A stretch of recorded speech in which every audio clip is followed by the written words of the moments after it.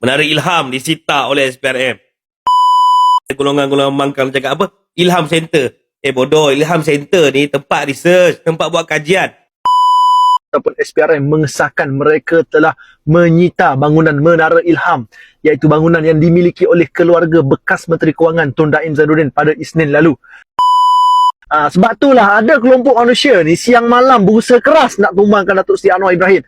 Macam-macam cara, macam-macam kaedah, macam-macam fitnah digunakan nak burukkan Datuk Seri Anwar punya pasal. Wow.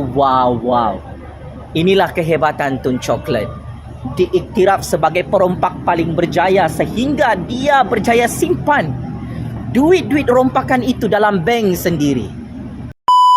Assalamualaikum warahmatullahi wabarakatuh. Alhamdulillah geng, kita bersama lagi. Okey geng, hari ni kita nak buat pasal Menara Ilham disita oleh SPRM. Okey. Hak milik Menara Ilham adalah yang keluarga Tun Daim. Bukan Ilham Center nah. Ilham Center dia adalah satu syarikat lain. Ini Menara Ilham yang di bawah keluarga Tun Daim. Okey, sebelum tu kita kenalkan dulu siapakah Tun Daim ni. Okey, Tun Daim adalah bekas Menteri Kewangan sebanyak 2 kali. Dia menjadi Menteri Kewangan 2 kali tau. Okey, dia menjadi Menteri Kewangan daripada 1985 sehingga 1991. Selepas 1991 tu barulah Datuk Seri Anwar Ibrahim PMX menjadi Menteri Kewangan hinggalah 1998. Dan bila 1998 tu Tun Dr. Mahathir dia ambil alih balik sebagai Menteri Kewangan dan Perdana Menteri. Daripada 1998 Mahathir menjadi Menteri Kewangan sampai 1999 dan Tun Dr. Mahathir dia lantik Tun Daim sekali lagi menjadi Menteri Kewangan hinggalah tahun 2000. Dan selepas Tun Daim dia letak jawatan disambung oleh Mahathir daripada tahun 2000 hinggalah tahun 2003 dan Mahathir pun dia letak jawatan sebagai Perdana Menteri sekali. Okey, waktu 20 Disember 1997 Tun Daim dia dilantik sebagai M10, Majlis Tindakan Ekonomi Negara. Betul-betul pegang duit kau-kaunya. Dan dialah salah seorangnya, kita letak tepi dulu Mahathir. Ni dialah seseorang yang menjadi Menteri Kewangan dan selepas jadi Menteri Kewangan jadi billionaire dan kaya gila punya, dan menara dia saja berharga 2 bilion babe. Inilah orang kata kroni-kroni Mahathir. Hampa ingat tak? Tun Daim ada berjumpa dengan Hamzah Zainuddin, ada berjumpa dengan Mahathir, ada berjumpa dengan geng-geng Parti Bersatu. Hampa ingat tak? Yang terbaru, baru sebulan, 2-3 bulan macam tu, dia ada pergi jumpa dengan pembangkang. Kenapa dan mengapa? Selepas Anwar Ibrahim naik menjadi Perdana Menteri, puak-puak Mahathir, kroni-kroni Mahathir, semua kena sailang habis. Mereka dah tak dapat kekayaan, kenikmatan, kemudahan projek seperti mana zaman-zaman Mahathir, zaman-zaman Najib, zaman-zaman Mahathir balik, lepas tu zaman Muhyiddin dan zaman Ismail Sabri, dan sekarang mereka tak dapat. Sebab tu mereka duk tengah gundah gulana, huru-hara. Sekarang Allah tunjuk. Kita ingat tua-tua dah mai peringkat umur, kalau tak silap aku dia umur 85 apa. Kita ingat bila dah mai tua, kita nak relax-relax. Kita nak menjalani kehidupan kita dengan anak-anak cucu-cucu kita. Tahu-tahu Allah nak tunjuk ni. Sakau curi sampai kantoi. Bukannya kantoi waktu hang muda. Hang kantoi waktu hang peringkat dah tua, warga emas dah. Tak boleh nak bayang kan. Tak boleh nak bayang. Bila dah jadi warga emas, dah ada penyakit pelbagai dah. Dah tak larap jalan lah. Tahu-tahu kantoi. Macam itulah Mahathir pun. Okey, barulah kita selit Mahathir sekali. Mahathir pun dia duk tengah gundah gulana, huru-hara ni, masalah jiwa ni, takut.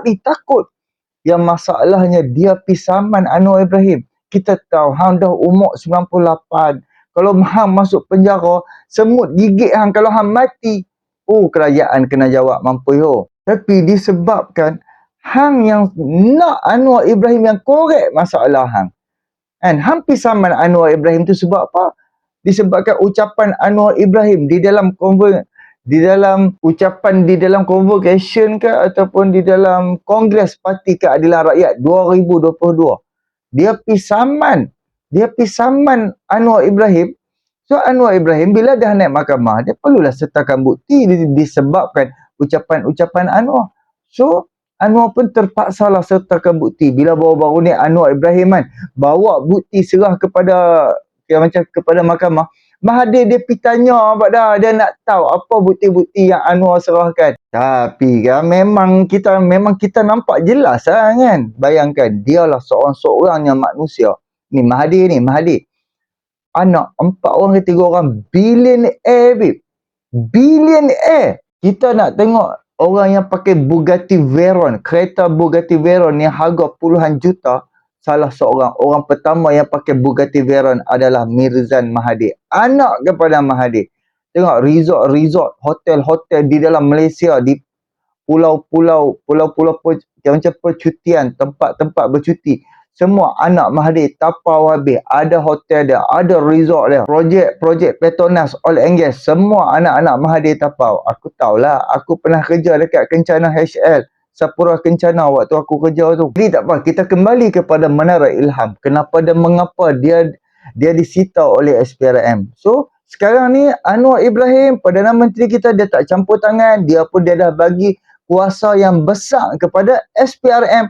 Buat kerja betul-betul. Dia dah serahkan kekuasaan kepada Ketua Pengarah SPRM. Jangan duk sakau, jangan duk rasuah, jangan duk lepaskan para rasuah. So, Ketua SPRM terpaksa buat kerja.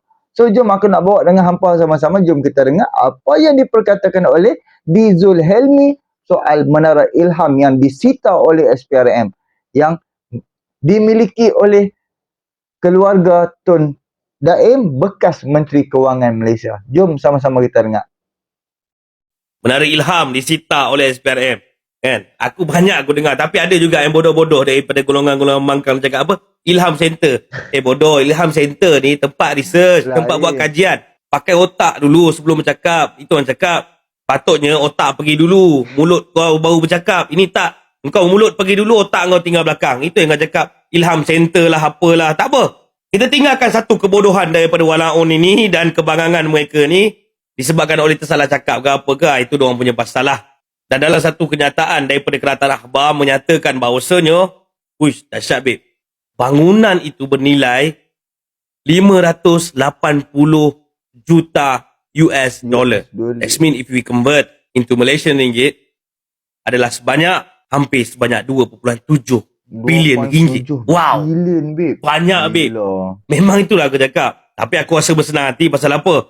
Kalau bolehlah kerajaan lepas korek semua apa yang Tun Daim ni telah sakau dalam negara kita, jangan lupa untuk korek sekali Atuk Tua Saka ni. Jangan lupa. Dan aku yakin, ingat ini aku bagi tahu, aku share dengan korang, dan aku yakin lepas ini kemungkinan juga akan kena anak-anak Tun Dr. Mahathir Mohamad. Atuk Tua Saka ni, anak-anak dia, you better watch out. Sebab kebanyakan anak-anak daripada Atuk ni terlibat dengan Tun Daim Zainuddin. Yang kita memang tahu Tun Daim ni memang bawa back kepada Atuk Tua ni. Sebab tu bila Atuk Tua kita tanya dengan dia, dia kata, saya tak ada apa. Saya adalah rumah, pencen saya lah, apalah. Dia memang macam tu. Tapi nak tahu kat mana, tanya Tun Daim. Yes. Macam tu juga dengan anak-anak kepada Atuk Tua Saka ni. Kalau boleh sekali dengan cucu-cucu dia lah. Dan duit berjuta-juta dalam akaun cucu dia. Umur berapa? Duit berjuta-juta dalam akaun, babe. Dahsyat buat-buat ni, kan. Hebat. Standby lah. Lepas ni, anak-anak Tun Dr. Mahathir Mohamad, Atuk Tua Saka ni. Dan aku harap kerajaan negara kita ambil tindakan terhadap geng-geng yang sakau harta negara kita. Kayakan kroni dia. Dan sambil-sambil ni aku nak selit sikit. Jangan lupa bawa balik menantu Din Sembab. Okey, geng. Jangan lupa bawa balik menantu Din Sembab tu. Banyak sangat visa-visa hak terlepas ni. Okey, yang Tun Daim ni, lagi aku akan bawa untuk Jum Fazli Syed Ahmad. Dia tahu macam-macam. Kan? Cuba hamba bayangkan, Tun Daim ni ada aset menara tu 2 bilion lebih ringgit Malaysia, babe. Kan? Lepas tu ada bank di luar negara. Dia ada bank, ratusan bank agensi dia punya dekat Indonesia ada, dekat Eropah ada. memang dia ni bukan orang-orang biasa. Of course, kalau dia tu orang ekonomi, of course dia tahu macam mana duit yang dia ada, dia nak beranakkan duit dia nak banyakkan duit dia lagi. So cara macam mana lagi? Bukalah bank-bank. Tapi kalau buka dalam Malaysia kan tu. Sebab apa? Kita tahu dia bekas Menteri Kewangan, bekas menteri yang menguruskan kewangan negara. Bayangkan berapa trilion dalam masa 1 tahun dia duk main duit tu. Duit duk keluar masuk dekat Menteri Kewangan ni, Kementerian Kewangan. Duit masuk, duit keluar, duit belanja. Majoriti duit keluarlah yang mudah disakau. Jadi bila duit tu dah disakau, kalau simpan katui, so perlulah diperanak-anakkan. So tubuhlah ejen sana, syarikat sini. Lepas tu tubuh bank pula. Bayangkan kaya ke tak kaya syarikat dia tu. And boleh tubuh bank dan pelbagai bank ada di dalam dunia ni. Di belah Asia ada berapa puluh biji, and macam berapa puluh biji agensi bank-bank dia. Di belah Eropah pun Amerika Syarikat, kau belah tak tahu Rusia, kau belah Jerman ke pun berapa banyak bank dia. Okey geng, aku nak bawa video yang kedua bersama-sama dengan hampa. Kita dengar apa yang diperkatakan oleh Wan Abdul Hadi soal SPRM sita Menara Ilham. Kalau boleh, aku nak berkongsi dengan hampa. Bukannya setakat 1 orang, 2 orang. Sebelum ni kalau hampa pasal, aku dah buat banyak video Iswadi. Aku pun okey, seronok. Kalau boleh, aku nak meramai-ramaikan orang. Sebab ada setengah orang berita, dia baca yang macam, pendapat dia lain. Fahaman dia lain. Ada setengah orang macam lain. Bila kita berkongsi beramai-ramai, dan ramai orang yang memberi penjelasan, kita pun seronok, kita pun faham sefaham-fahamnya, supaya kita tak dapat ditipu oleh ni puak-puak kroni-kroni depa ni. Orang yang dah sakau, yang dah salah guna kuasa, yang duk mabuk kuasa, macam-macam. Jom sama-sama kita dengar apa yang diperkatakan oleh Wan Abdul Hadi. Okey, baik. Aku ada satu berita tergempar aku nak cerita dekat korang semua, iaitu Suruhanjaya Pencegahan Rasuah Malaysia ataupun SPRM mengesahkan mereka telah menyita bangunan Menara Ilham, iaitu bangunan yang dimiliki oleh keluarga bekas Menteri Kewangan Tun Daim Zainuddin pada Isnin lalu. Jadi Ketua Pesuruhjaya SPRM ni, Tan Sri Azam Baki, ketika dihubungi oleh Esro Awani pada Khamis, berkata pihaknya masih dalam proses siasatan, termasuk berkait dengan harta yang dimiliki oleh Tun Daim ni. Jadi terdahulu, seperti yang kita tahu, media melaporkan satu notis penyitaan harta tak alih yang bertarikh 18 Disember 2023 telah dikeluarkan oleh Timbalan Pendakwa Raya SPRM Ahmad Akram Garib di bawah Seksyen 38-1 Akta SPRM 2009, Akta 694 dan Seksyen 376-3 Kanun Tata Cara Jenayah Akta 593. Sebab itulah ada kelompok manusia ni siang malam berusaha keras nak tumbangkan Datuk Seri Anwar Ibrahim. Macam-macam cara, macam-macam kaedah, macam-macam fitnah digunakan nak burukkan Datuk Seri Anwar punya pasal. Okey, Tun Mahathir boleh bergabung dengan PAS, boleh bergabung dengan Perikatan Nasional. Okey, Satro Perikatan Nasional siang malam buat kerja Papu Kari, Papa Gomo, Ratu Naga. Sebab apa? Sebab mereka tahu makin lama Datuk Seri Anwar jadi Perdana Menteri, setiap satu demi satu kebobrokan yang dilakukan oleh kerajaan terdahulu, terutama sekali di era Tun Mahathir dulu, okey, oleh kroni-kroni Tun Mahathir, okey, anak beranak Tun Mahathir, kroni-kroni Tun Mahathir akan dibongkarkan oleh kerajaan Anwar Ibrahim. Sebab tu dia orang takut. Okey, sebab tu puak-puak sakit hati nak jatuh ke Anwar ni, mereka kerja keras, berusaha sungguh-sungguh nak jatuh ke Anwar punya pasal. Okey, tak tidur malam pun tak apa, janji Datuk Seri Anwar boleh ditumbangkan. Okey, kita tengok siapa pula yang kena lepas ni. Kali ni Tun Daim yang kena. Kita tengok lepas ni apa pula yang akan dibongkarkan oleh kerajaan. Jadi aku nak ucapkan tahniah syabas kepada SPRM. Okey, teruskan buka siasatan. Tak kira lah siapa pun yang terlibat. Pedahkan siasat. Okey, di bawah kerajaan Anwar Ibrahim tidak ada siapa pun yang terselamat. Kalau kau buat salah, you are going down. Okey? Salam perpaduan. Okey geng. Bayangkan 10 tahun, hampir 10 tahun menjadi Menteri Kewangan, babe. Menjadi Menteri Kewangan, duit negara ni gila-gila duk main ni. Kan? Sebab tu sekarang ni kita boleh tengok kan. Kalau depa puak-puak hak yang Wan Hadi cakap, kalau bersama dengan Anwar tak dapat apa. Kalau bersama dengan penyakau-penyakau perasuah ni dapat duit. Kalau hampa perhatikan, hampa flashback balik ketika Papa Gomo timbul. Bilakah Papa Gomo timbul untuk melawan kerajaan hari ini waktu zaman pilihan raya negeri. Dia timbul dengan kita boleh tengok view yang dia bayar kau-kau punya. Dia bayar kau-kau punya. Untuk apa? Untuk nak lawan kerajaan hari ini. Untuk nak menjatuhkan dengan ni. Saya saja dia takkan timbul. Of course akan di-fund. Tara mana Perikatan Nasional fund parti mereka. Fund influencer mereka sebab tu tengok 24 jam. Baru-baru ni tiba-tiba dalam live duduk luahkan perasaan sampai apa depa tak bagi ni, pihak PN tak bagi apa langsung, sampai saya nak bayar rotek kereta pun tak boleh, saya nak bayar rumah sewa pun tak boleh, saya nak ni belanja pun tak boleh, langsung kita duk buat kerja hari-hari tapi tak ada orang bayar. Tengok, itulah luahan. Dah kantoi sehingga kan Syafiq Halim sendiri cakap, aku malah dah dia nak buat ni. Satu, duit tak masuk, satu lagi kan disebabkan antara Wan Saiful Wanjan ada terhutang budi dengan Syafiq Halim je. Sebab tu Syafiq Halim teruskan juga kan buat kerja demi parti. Jadi puak-puak ni kalau bersama dengan pembangkang, Mahathir Mohamad tukang fund duit tu duk ada. Kan kemungkinan Mahathir dengan Daim ni depa geng, memang depa geng hang jaga duit aku nah, hang tolong simpan duit aku sebab aku bekas Perdana Menteri ni. Kan hang kena urus duit aku. Jadi apa yang Daim ada hari ni kemungkinan besar 50%, 40% daripada Mahathir. Bayangkan bekas Menteri Kewangan boleh buat satu menara yang sekarang ni bernilai 500 juta US dollar babe. Bersamaan 2.7 bilion ringgit. Kaya tak kaya? Hebat tak hebat depa ni? Hebat sakau, hebat curi, hebat tipu hela, hebat pusing fakta, hebat audit kewangan negara. Tapi Anwar Ibrahim ni bukan manusia biasa. Dia tahulah sebab dia pun bekas Menteri Kewangan. Dia dah semak file-file pun dah bertahun-tahun dah. Sehingga kan dia boleh lawan Mahathir tu. Sebab pasal apa dia nak keluarkan duit ni, sedangkan duit ni bukannya betul-betul untuk rakyat. Untuk syarikat ni dah nak bankrupt. Untuk apa kita nak bail out lagi? Sebelum ni kita dah bail out dekat syarikat ni. Tapi kenapa sekarang kita kena bail out lagi? Ini duit rakyat. Sebab tu Mahathir lawan dia. Sebab tu Mahathir terus pecat Anwar Ibrahim. Sebab syarikat anak Mahathir perlu di bail out. Syarikat anak Mahathir dah nak bankrupt. Jadi cara untuk nak menyelamatkan syarikat anak Mahathir dengan bail out duit rakyat kepada syarikat anak Mahathir. Untuk sekarang untuk nak mengkayakan lagi anak-anak Mahathir. Itulah yang berlaku. Jadi jom sama-sama aku buat dengan apa sama-sama, jom kita dengar apa yang diperkatakan oleh Jufaldi Syed Ahmad.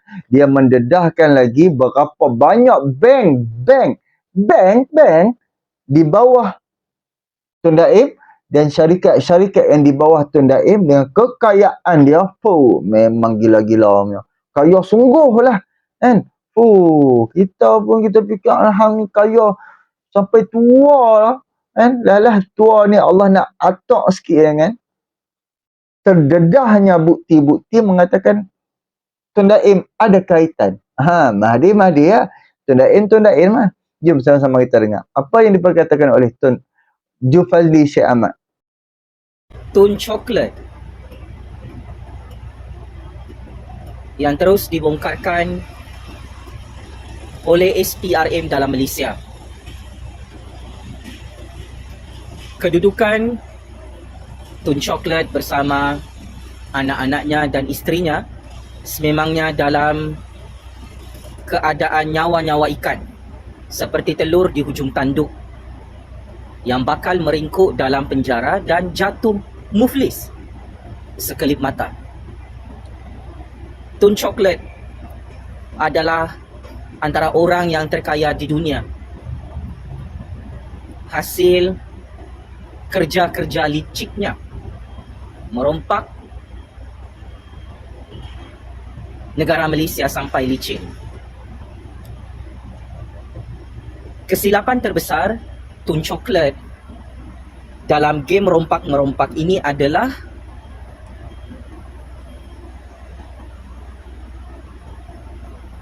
dia gagal menggulingkan kerajaan Anwar, kerajaan agung pasca PRK Parlimen Kemampuan di Terengganu. Walaupun Tun Coklat mempunyai harta-harta kekayaan setinggi Gunung Everest hasil daripada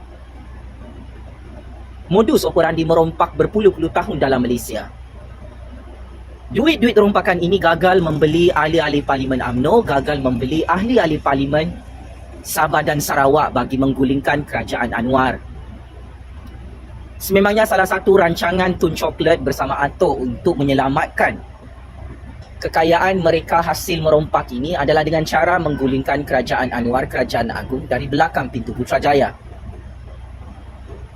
Tetapi ironinya, wang haram yang terlalu banyak dikumpul berpuluh-puluh tahun oleh Tun Chocolate bersama Atok itu tidak dapat membantu mereka untuk membuat kerajaan pintu belakang, kerajaan tebuk atap di Putrajaya pasca PRK Parlimen Kemaman.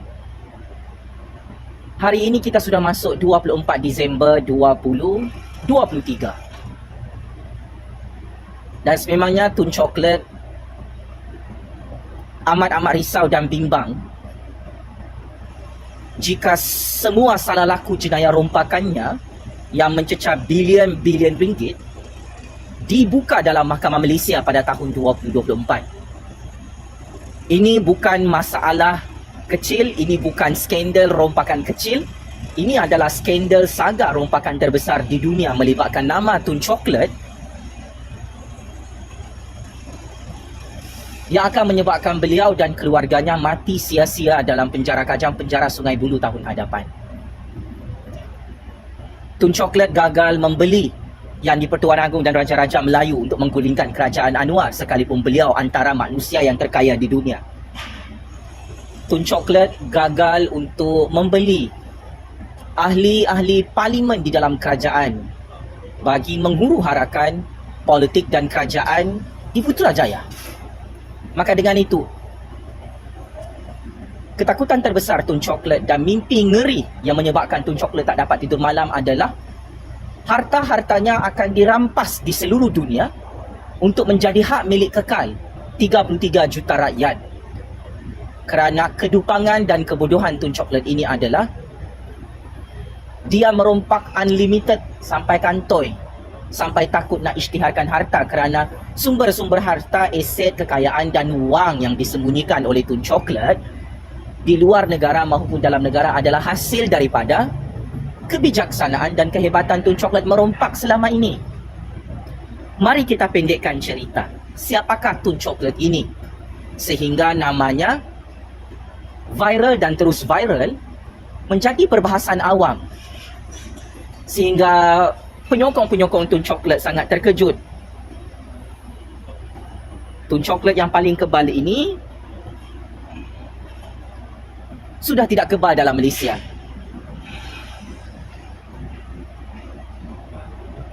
Kerana kerja gilanya merompak dan gagal menggulingkan kerajaan Anwar. Pakcik-makcik Otok Arong, seluruh dunia kenal Tun Chocolate. Pencatur-pencatur kuasa seluruh dunia sangat kenal siapa Tun Chocolate.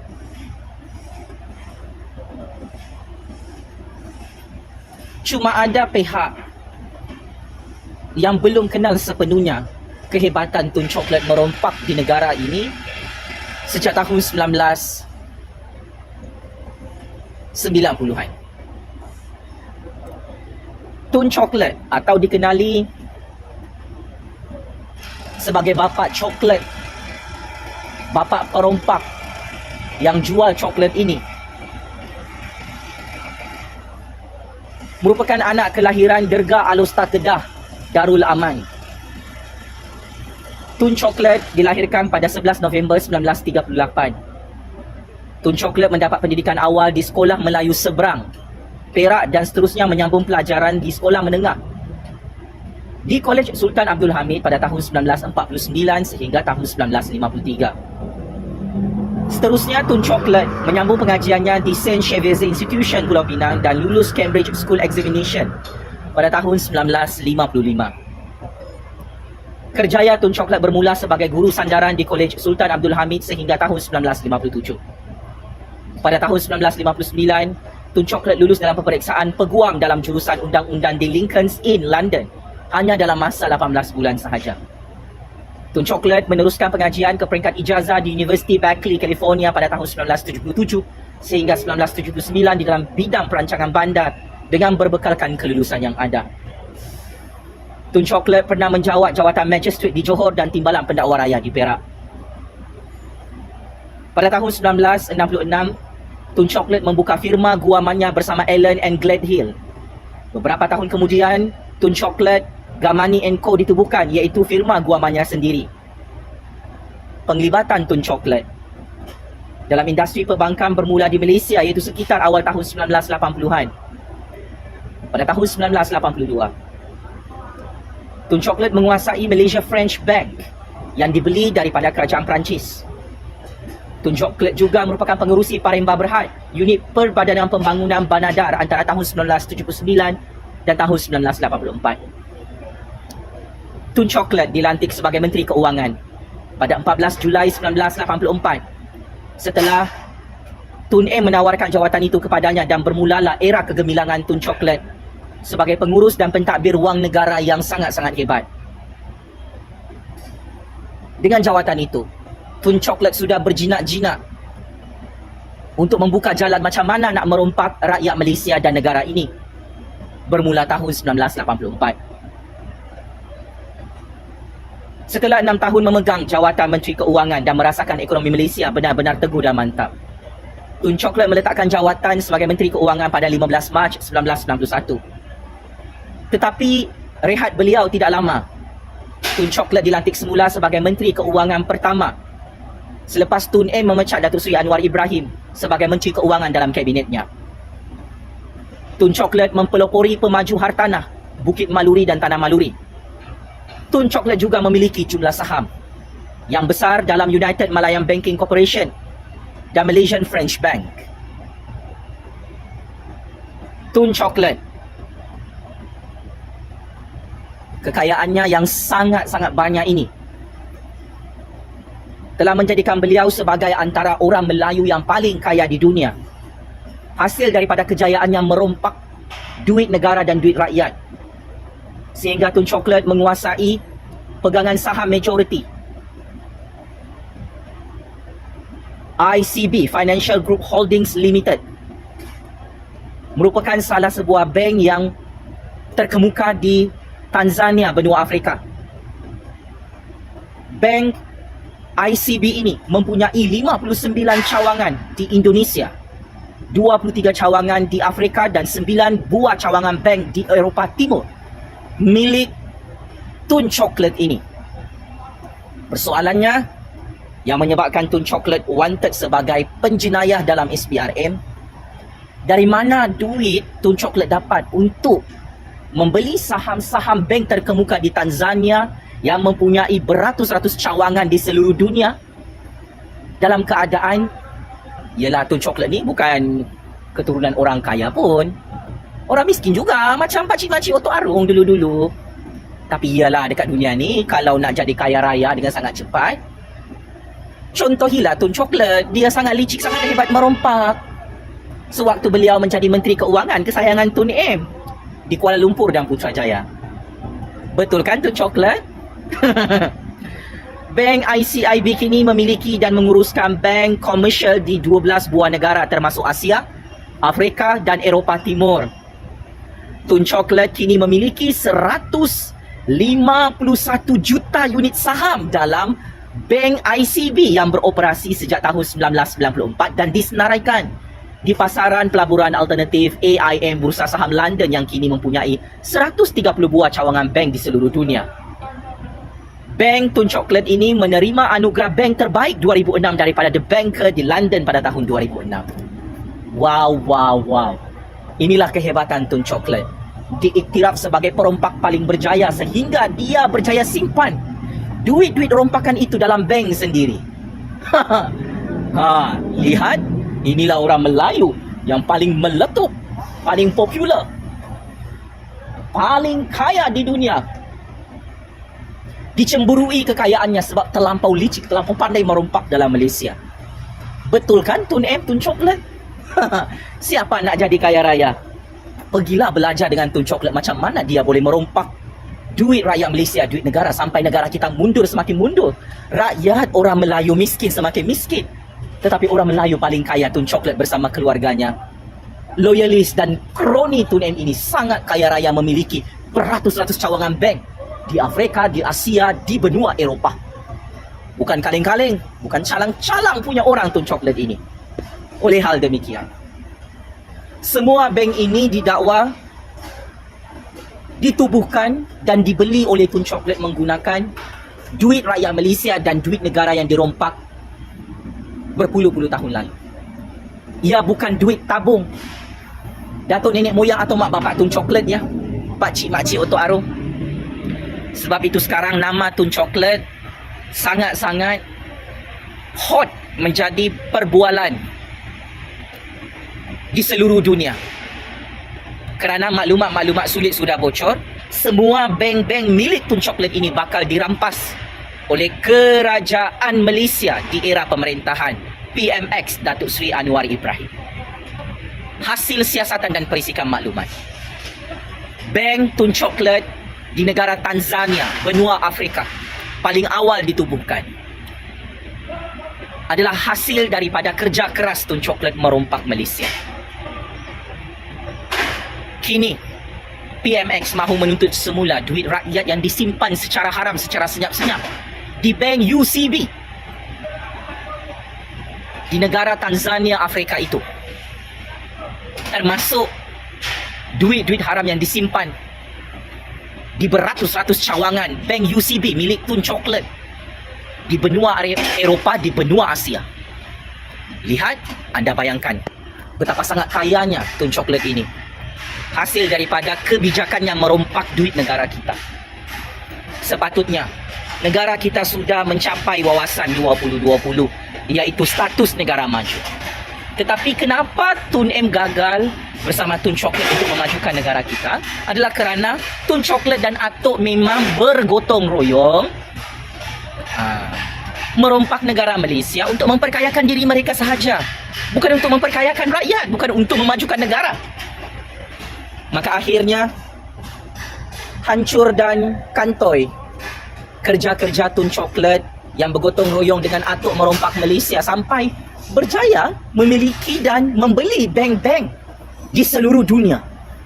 Kalau rakyat tanya di mana duit negara kita disimpan, untuk makluman anda, duit-duit rakyat, duit-duit anda pakcik-pakcik Otok Arum, duit negara Malaysia ini semuanya disapu sampai licin oleh Tun Chocolate, oleh Atok dalam bank UCB di benua Afrika, di benua Eropah, di benua Asia, seluruh dunia.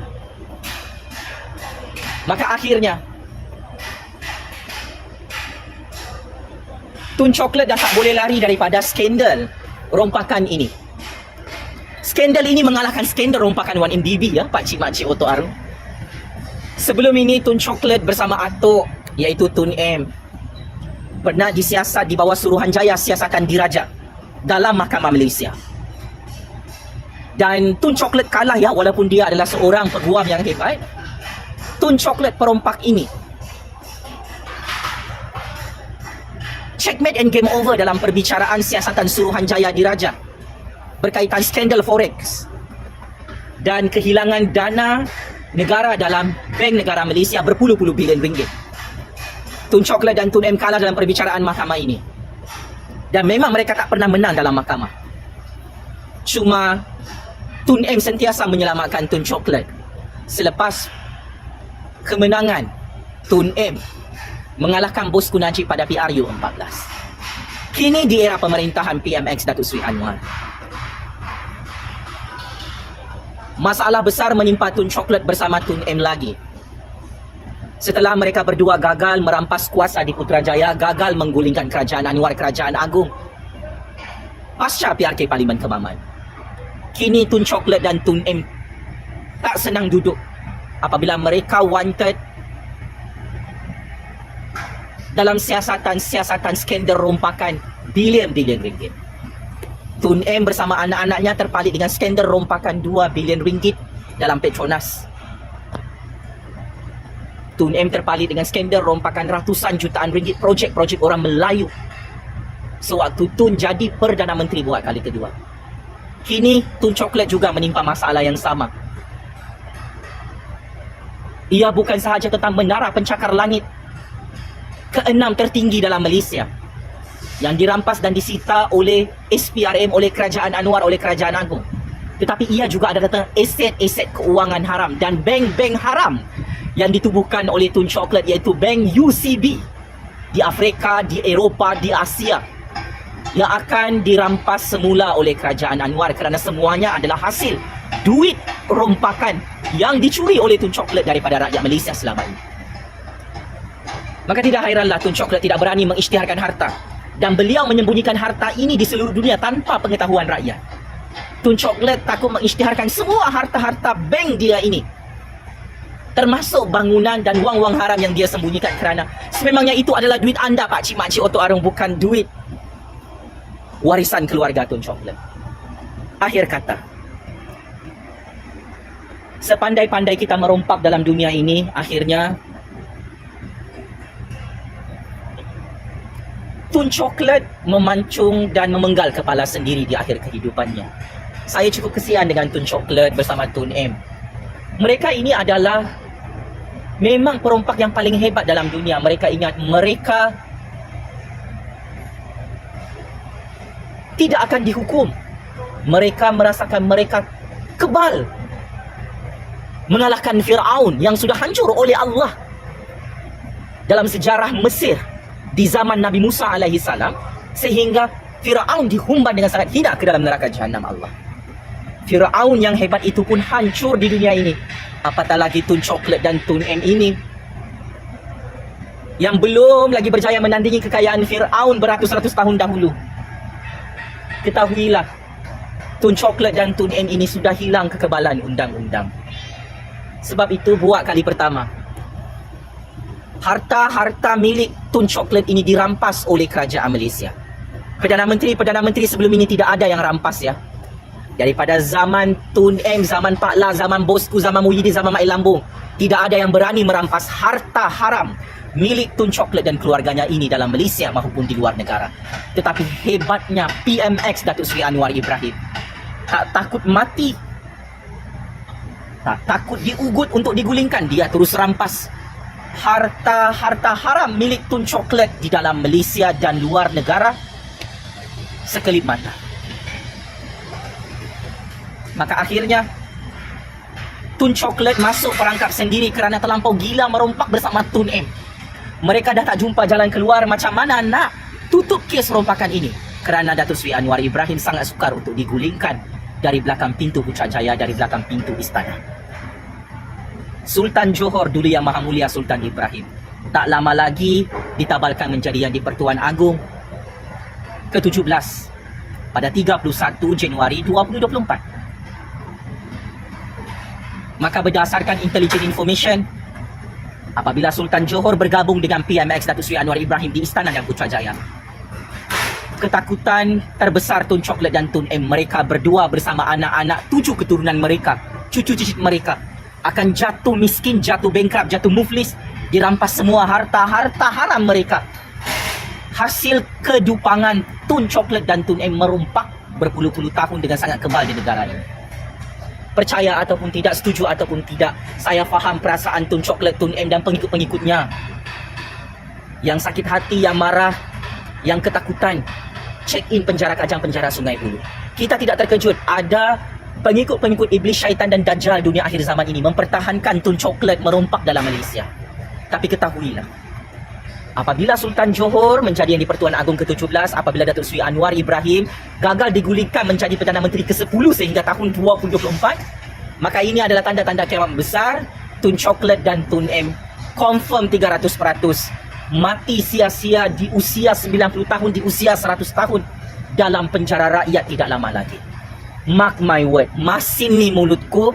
Tun Chocolate, Tun M tak nak minta maaf dengan Ju Fazli Syamat kan? Ego, dupang, bodoh sombong, pergilah hang minta tolong dengan Syed Saddiq tu. Syed Saddiq pun tak boleh tutup kes rompakan dia yang sudah kalah dalam mahkamah. Muhyiddin pun tak boleh tutup kes rompakan dia dalam mahkamah. Esok lusa Tun Chocolate, Tun M, Muhyiddin, Syed Saddiq beramai-ramai mati sia-sia dalam penjara Kajang, penjara Sungai Buloh, berjumpa dengan bosku dalam penjara Kajang. Allahu Akbar, Allahu Akbar, Allahu Akbar.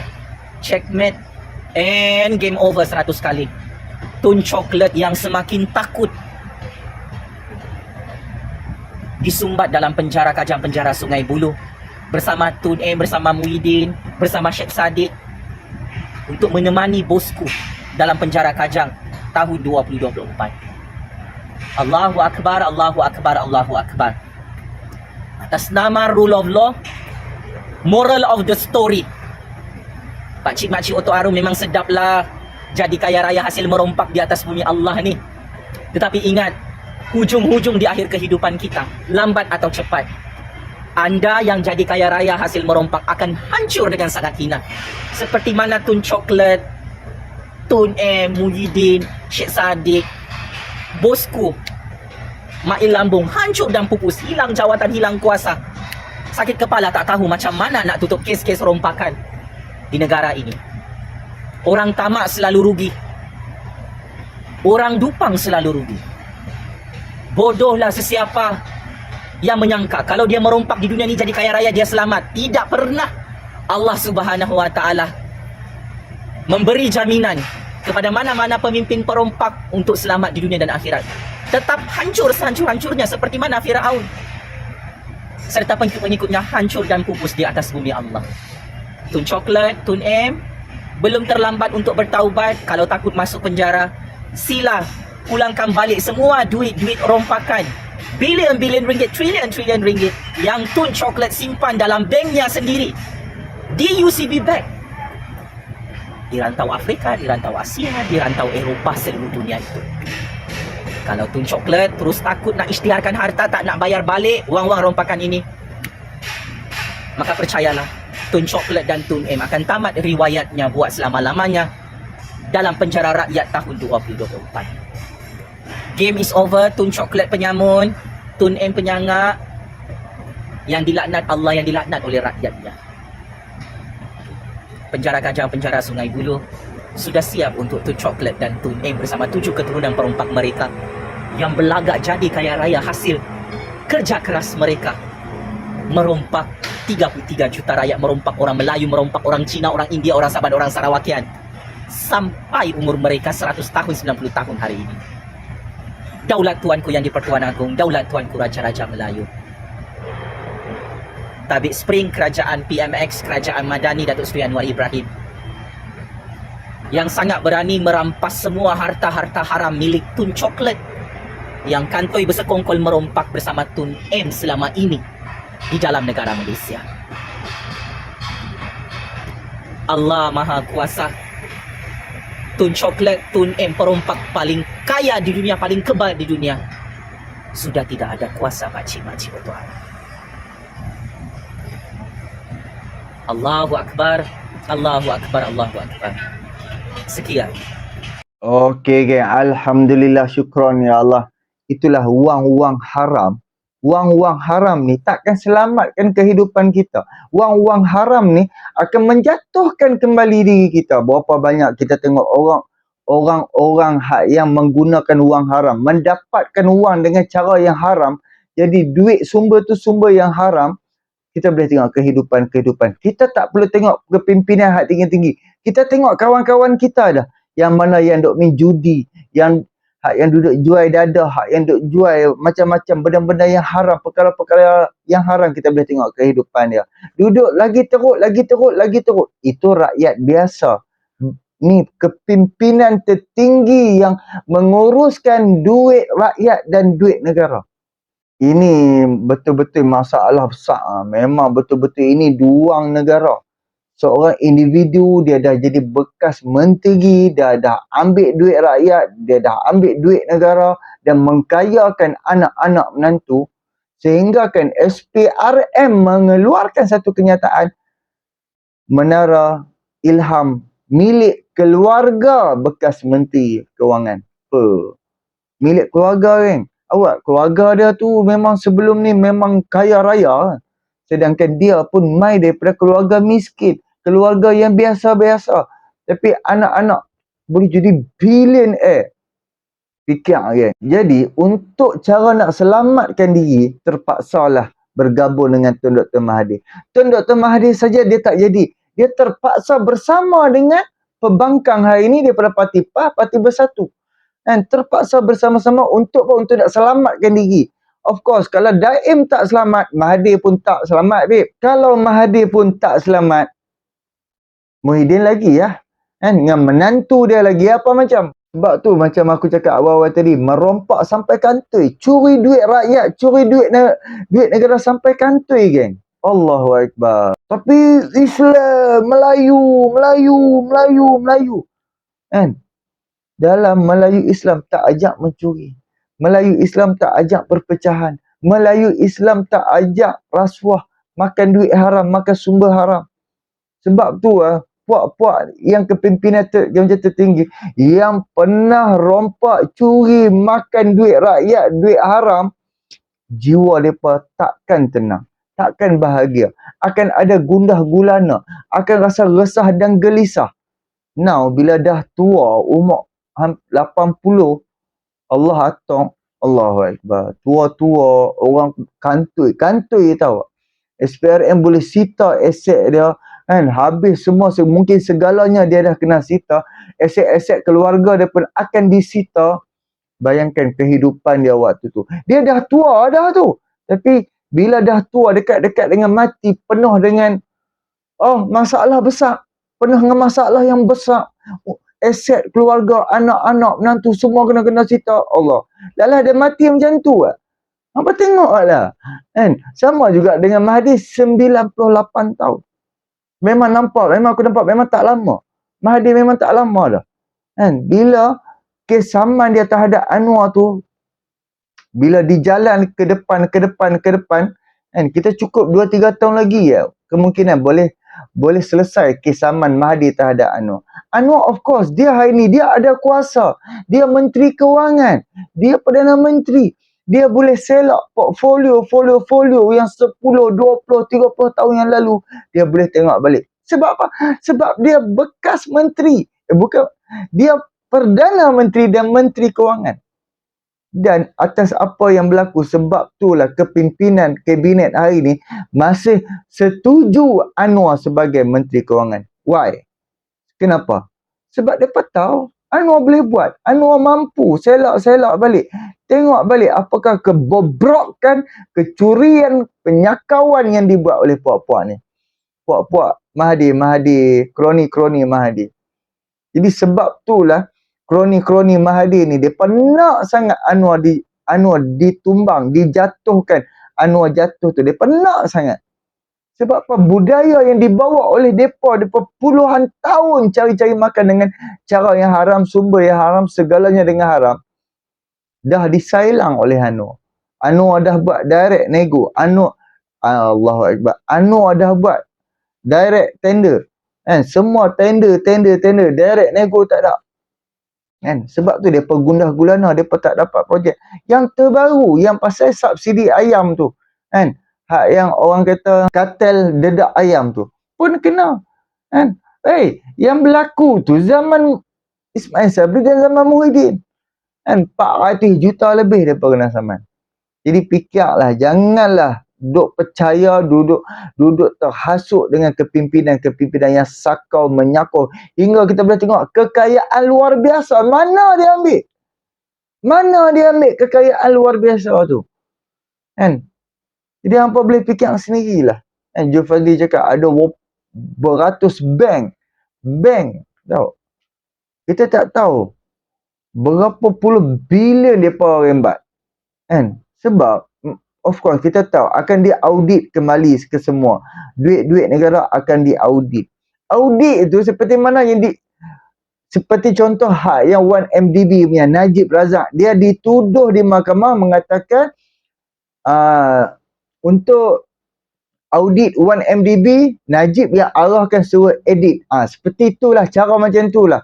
Contoh macam kita tengok statement bank kita, akaun kita pergi bank, kita nak minta statement bank, kita akan dapat berapa sen duit yang masuk dan berapa sen duit yang keluar. Akan ada detail sepanjang hidup kita penggunaan duit keluar masuk di dalam akaun bank kita. So macam itulah juga kerajaan. Dia boleh cek satu persatu. Jadi bila boleh cek, dia boleh ubah pula satu persatu. Itulah sebab itulah selama ni penyakau-penyakau yang hak yang menjadi menteri-menteri kewangan, dia pun boleh selamat sampai hari ni sebab dia dapat ubah angka-angka tu. Supaya tak kantoi. Yang sepatutnya dia nak pakai 10 bilion tapi dia pun bawa keluar 12 bilion. Kan? Tapi di dalam audit, di dalam statement apa semua ni 10 bilion je.